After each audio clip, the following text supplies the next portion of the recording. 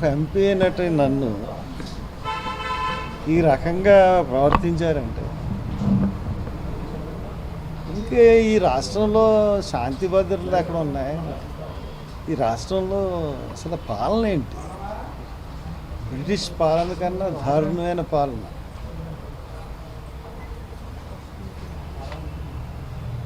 నేను పొద్దునుంచి ఏమి తినలేదు. ప్రవీణ్ పగడాలకి నేను ఒక మీటింగ్కి పిలుపు ఇవ్వలేదు, ఒక ర్యాలీకి పిలుపు ఇవ్వలేదు, ఒక ధర్నాకి పిలుపు ఇవ్వలేదు. ఎవరి కుటుంబంతో వాళ్ళు వచ్చి ప్రవీణ్కి కొవ్వొత్తులు వెలిగించి ఇది హత్య కింద భావిస్తున్నాం అనుకున్న వాళ్ళందరూ వచ్చి అక్కడ కొవ్వొత్తులు వెలిగించండి అని చెప్పడం జరిగింది. అటువంటిది పొద్దున్న అక్కడికి వెళ్ళి వచ్చిన వాళ్ళకి ఎండగా ఉంటుంది, టెంట్ వేద్దాం, కొంచెం స్టేజ్ కింద చేద్దాం అంటే మార్నింగ్ 7:30కి వెళ్ళాను. అక్కడికి 7:30కి ఒకరిద్దరు కానిస్టేబుల్ ఉన్నారు, కొద్దిగా వెనక్కి వేసుకోండి సార్ అన్నారు. సరే వెనక్కి వేసుకుంటారని చెప్పేసి వచ్చేసాను.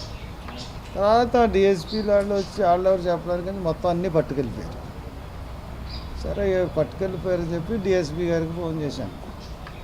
ఏంటంటే ఇలా పట్టుకెళ్ళిపోయారంటే మీరు అక్కడ చేయడానికి వీల్లేదు. మేము ఏం చేస్తామండి,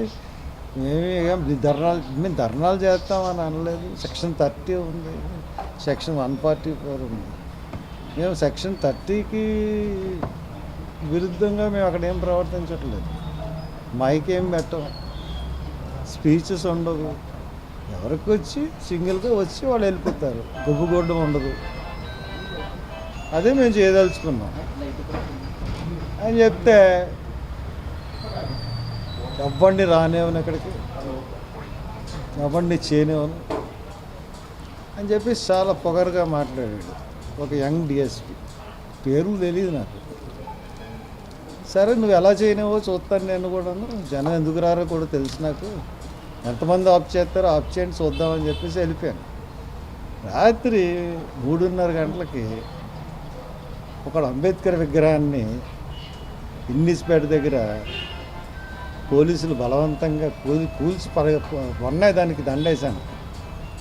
దాన్ని కూల్చేసి 3:30కి ఆ పేటలో వాళ్ళందరినీ భయభ్రాంతులు చేసి పట్టుకెళ్ళిపోయారు. నేను స్నానం చేసి అక్కడికి వెళ్ళాను. అక్కడికి వెళ్ళి వాళ్ళు పోలీసులతో 2 టౌన్ సిఐ అని పిలిచి మాట్లాడి మీరు చేస్తున్నది తప్పు, మీరు ఎందుకు పట్టుకెళ్ళిపోయారు రాత్రి, మంచి పద్ధతి కాదు ఇది, ఇంకో ప్లేస్ చూపించండి అక్కడ పెట్టుకుంటారు అని చెప్తే అలాగేనండి చూపిస్తామని అన్నారు. అక్కడ వాళ్ళందరూ పెట్రోల్ వేసుకుని కాల్చుకున్నాను కూడా సిద్ధపడిన పరిస్థితులను సమన్వయపరిచి నేను వచ్చాను. వచ్చిన తర్వాత అక్కడ పోలీసులు విపరీతమైన, ఎందుకు అంత పోలీసులో నాకు అర్థం అవ్వలేదు. సరే శాంతి భద్రతలకి పోలేరు, ట్రాఫిక్కి చేశారంటే అర్థం చేసుకున్నాను. సరే వాళ్ళు పెడతామన్న చోటకి మేము ఇంక మళ్ళీ వెళ్ళలేదు, వాళ్ళు అబ్జెక్ట్ చేస్తున్న చోటకి. మేము ఇక్కడ మాకు అక్కడ ప్రకృతి వేదిక ఉంది కదా, అక్కడ పెట్టుకుందాం అని చెప్పేసి అనుకుని లాస్ట్గా ఒకసారి వెళ్దాము అడుగుదాము, అక్కడ పర్మిషన్ ఇస్తారేమో, ఒక టేబుల్ వేసుకుని కొవ్వొత్తి పెడదామని వెళ్ళాను. వెళ్ళేటడుగు పొలం అంటే వచ్చేసారు, కారు దిగలేదు నేను. ఎందుకంటే కారు దిగితే వాళ్ళు నేను తోసానంటారు, చేశానంటారు, రకరకాల కేసులు పెడతారు. ఇంతకుముందు కూడా కారు దిగపోయినా కూడా కేసులు పెట్టారు. పోలీసుల సంగతి తెలుసు కానీ కారు దిగలేదు. కారు దిగపోతే వాళ్ళు నా కారు ఎక్కడానికి ప్రయత్నించారు. నేను డ్రైవింగ్ సీట్లోకి వచ్చాను. నన్ను డ్రైవింగ్ సీట్లోకి నుంచి లాగడానికి పోలీసులు 100 మంది పోలీసులు, కారులోంచి దించడానికి 15 నిమిషాలు నన్ను ఎంత దారుణంగా హింసించారంటే, ఇష్టానుసారంగా లాగి గీసేసి, అయినా కానీ నన్ను కారులోంచి 15 నిమిషాల వరకు దించలేకపోయారు 50 మంది పోలీసులు, డిఎస్పీలు. వెనక నుంచి ఒక 2 డిఎస్పీలు తోయడం, ఇటేపు నుంచి కాళ్ళు పెట్టి కాళ్ళు ఇరిచేసి లాగడం, ఒక పశువు కన్నా దారుణంగా లాగారు నన్ను. అయినా వాళ్ళ వల్ల అవ్వలేదు. ఇంతమంది చూసినా నన్ను లాగలేకపోయారు వాళ్ళు. సరే 15 నిమిషాల తర్వాత అంతమందిని ఎంతసేపు నేను ఒక్కడిని ప్రొటెక్ట్ చేయగలను? అప్పుడు అంబోతుల్లో ఉన్నారు. సరే 15 నిమిషాల తర్వాత నన్ను ఎత్తుకుని తీసుకెళ్ళి ఆ జీప్లో కూర్చోబెట్టి చెరుకు పక్కన పోలీసులు తీసుకున్నారు. అప్పటికి 3:45, 10 నిమిషాల దాకా 4 అవి ఉంటుంది. ఇంకా అక్కడ మొదలుకునండి రాజానగరం వరకు తీసుకెళ్ళారు. అక్కడి నుంచి మళ్ళీ వేమగిరి వరకు తీసుకెళ్ళారు. మళ్ళీ వేమగిరి నుంచి మళ్ళీ రాజానగరం వైపు తీసుకెళ్ళారు.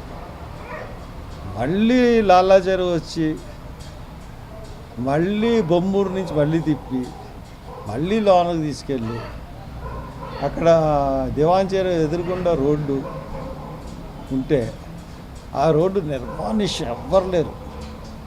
అన్నీ చుట్టూ పొదలు. ఏవో అక్కడ ఏంటంటే మన హాస్పిటల్ ఒకటి ఉంది, శ్రీనివాస్ అనుకుంటా, గూడూరు శ్రీనివాస్ గారు హాస్పిటల్ వెనకాల అసలు నివాసాలు కానీ ఏం లేవు. ఒక నిర్మానుష్య ప్రదేశానికి తీసుకెళ్ళి 3 జీపులు అక్కడ దించారు. దించి అక్కడ 2 గంటలు ఉంచారు. అంటే నేను పారిపోతే కాల్చేద్దాం అనుకుంటున్నారా అని ఎటకారాలు కూడా ఆడారు. ఏం చేయమండి, మాకు ఇన్స్ట్రక్షన్స్ అంటే నిమిషానికి ఫోనే. మరి ఎస్పీ గాడో ఐజీ గాడో తెలియదు, కానీ ఎస్పీ గాడేమో ఐజీ గాడేమో తెలియదు, కానీ నిమిషానికి ఇన్స్ట్రక్షన్. మరి డిఎస్పీలో నీ అమ్మ ఇదేమీ సార్, నేను ఎక్కడ ఏమన్నా నేరం చేశానా, ఎవరన్నా అడ్డుకున్నానా, ఏమన్నా చేశానా అంటే నాకు ఒళ్ళు మండి గాడ్ అంటున్నాను. యథవలు బ్రిటిష్ వీళ్ళ సీఏలో మాట్లాడుకున్నారు. బ్రిటిష్ వాళ్ళ కాలంలో కూడా ఇంత హెరాస్మెంట్ మన స్వాతంత్ర సమరయోధులు అనుభవించి ఉంటారండి అని అనుకుంటారు వాళ్ళు. అంటే ఎంత హెరాస్మెంట్ చూడండి. మళ్ళీ అక్కడి నుంచి మా సన్నీకి ఎలా తెలిసిందో వచ్చేసాడు అక్కడికి. అంటే మీ దగ్గర జీపీఎస్ ఉందా? ఊరి ఏమన్నా నా దగ్గర జీపీఎస్ లేదండి. పాప అది సరదాగా అడిగారులేండి, అది జోక్ అడిగారు. ఎవరికి ఇన్ఫర్మేషన్ ఇచ్చారు? వాళ్ళు ఎస్పీకి ఒకరి మీద ఒకరు కంప్లైంట్ చేసుకున్నారు. ఎవడో మన మధ్యలో ఒక మోళ్ళు ఉన్నాడండి, వాడి ద్వారా వెళ్ళింది ఇన్ఫర్మేషన్. ఎవడో లొకేషన్ షేర్ చేసి ఎవరు చేశారు ఏంటో. కానీ అండి మీరు సంపాదించగలిగితే ప్రెస్ వాళ్ళు 15 నిమిషాలు నన్ను కారులో దించి వీడియో సంపాదించాను. అంతకన్నా భయంకరమైన మానవ హక్కుల ఉల్లంఘన అనేది ఇంకోటి ఉండదు. అంటే ఒక ఎంపీగా చేసిన 10 సంవత్సరాలు ఎంపీగా చేసిన వారితో వాళ్ళు ప్రవర్తించిన తీరు ఏ రకంగా ఉందో మీకు వీడియో కానీ మీరు సంపాదించగలిగితే, ఒరే ఇంక నువ్వు మానేసి చంద్రబాబు బర్త్డే లేంట్రా బాబు నీకు రా చంపించేసావు మనిషిని. సరే ఏదో మాట్లాడాలనుకుంటుంది, బుర్ర ఏం పని చేయట్లేదు. అలాగ నన్ను మళ్ళీ కంబాల చెరువు దగ్గరికి వచ్చి అంటే 6:30కి అయిపోయింది, 7:30 వరకు నన్ను వదలకూడదు. కొన్ని వాళ్ళు దానికి నా ప్రోగ్రాం ఏమన్నా చేయించారా? 1000 మంది వచ్చారు. ఎంతమంది వచ్చారు? 25,000 కన్నా పైన. మొత్తం 4th బ్రిడ్జ్ ఆగిపోయింది. నేను ఉన్నాను అక్కడ. అంటే ఇదంతా నేను ఆపలేదని చెప్పి వాళ్ళే నాకు మీద సాక్ష్యం క్రియేట్ చేసుకున్నారు. Thank you police. Chandrababu Naidu ఇప్పుడు చెప్తున్నాను, వెళ్ళి ఏదో ఫారిన్ కంట్రీలో నీ బర్త్డే చేసుకుంటా ఉంటా కదా, ఏందయ్యా నీ పాలన? ఇదేనా నీ పాలన? నిన్ను ప్రశ్నిస్తే ఇష్టానుసారంగా మమ్మల్ని చేస్తావా? ఇవే మా బర్త్డే విషెస్. ఒక క్రిస్టియన్ని చంపించావు నువ్వు, ఒక క్రిస్టియన్ ఫాదర్ని చంపించావు, కేసును తారుమారు చేసావు. ఇప్పుడు దాకా పోస్ట్ మార్టం రిపోర్ట్ రిలీజ్ చేయలేను. నీకు తెలియకుండా ఇవన్నీ జరుగుతాయా? మళ్ళీ నీకు ఎన్ని సంవత్సరాలు ఇప్పుడు 76, 77, 78 ముసలోడివి 80. మళ్ళీ నీకు నీకు సిగ్గు లేకుండా ఫారెన్ వెళ్ళి నీకు బర్త్డే నువ్వు సిగ్గు ఉండాలిరా బాబు. నువ్వు ముఖ్యమంత్రివి. ఇక్కడ ఇక్కడ క్రిస్టియన్ ఫాదర్ చనిపోతే ఏదో క్రిస్టియన్లకి ఏమో తాయిలాల కింద 6-7 నెలలు పెన్షన్లు ఇచ్చేసి చక్కబెట్టేద్దాం అనుకున్నావా? చూసావా జనాల్ని ఒక పిలుపుకి? ప్రతి ఒక్కడు కూడా హత్యని నమ్ముతూ ఉన్నాడు.